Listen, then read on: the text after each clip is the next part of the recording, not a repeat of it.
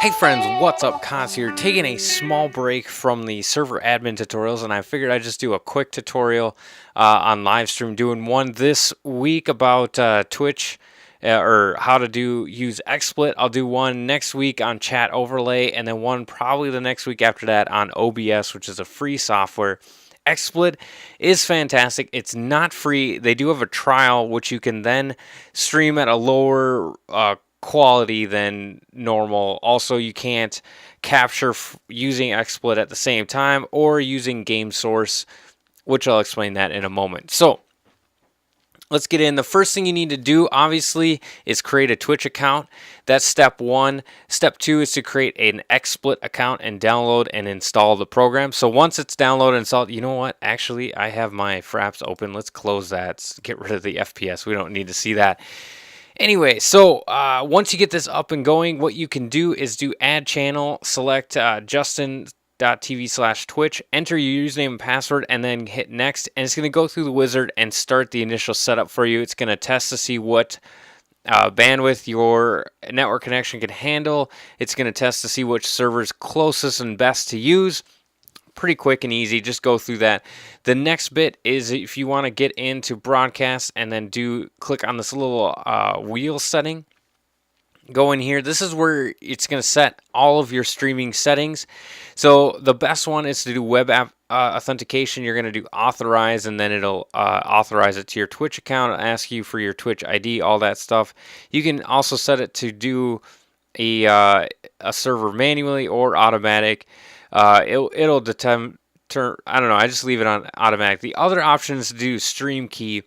This is not as secure as the web authentication, but if the web authentication isn't working, which wasn't working for me the first time I started using this, so I was doing the stream key. You get your stream key by going to your dashboard in Twitch and then clicking on stream key up at the top. I'll put a link in the description to it for you, so if you've logged into Twitch, it'll show there. Now, the important thing about the stream key is if anybody gets that, they can stream to your channel. So guard that. This is where you can set your bit rate and all this stuff, which is basically like your quality, your keyframe intervals, all that stuff, your audio quality, all that stuff. You can also then automatically save recording to local hard drive if you have the full version of XSplit. I pretty much left most of that at the default, so we're just going to hit OK there. Oh, sorry, we'll just hit cancel.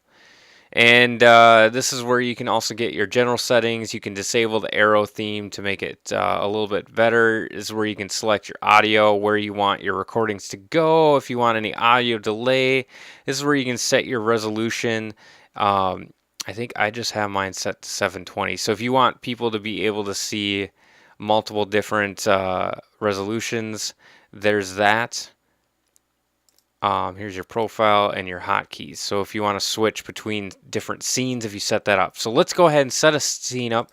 Let's call this Minecraft. I know Minecraft already has built-in Twitch streaming, which is pretty sweet, but I just figured this is a good example.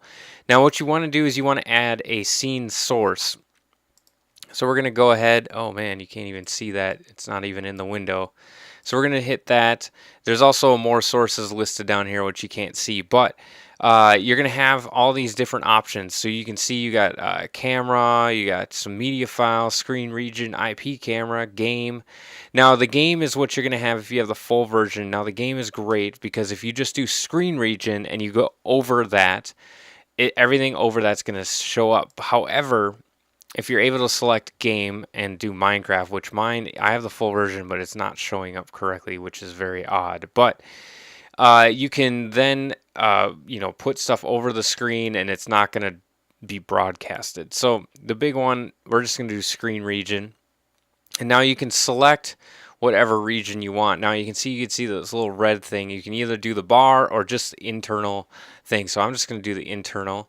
And so there we have it show up, and you can move this around. And this is basically what your live stream, what your your subscribers are going to see is this window here. So we're just going to grab that. We're going to resize that to be the big one. So get a little bit of a mirror effect, but that's fine.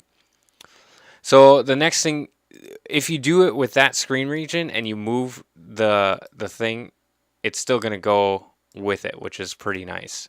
So let's get back there. Now what you can also do is you can add a media file, which let's add my logo. Now if you use your logo and you do a PNG, you can actually like do an overlay like that, so your viewers will see it.